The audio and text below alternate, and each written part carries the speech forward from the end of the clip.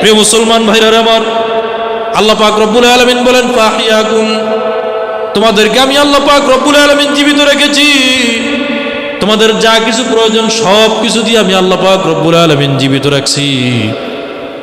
যা কিছু প্রয়োজন সব কিছু আমি আল্লাহ পাক রব্বুল আলামিন তোমাদেরকে সরবরাহ করতেছি, দিতেছি।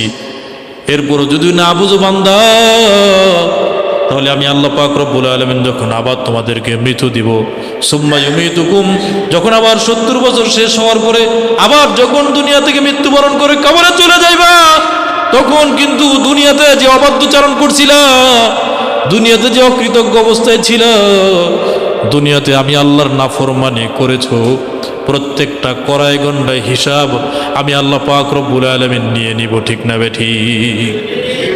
সব কিছুর হিসাব কিতাব আল্লাহর খাতাপত্রের মধ্যে জমা আছে না নাই?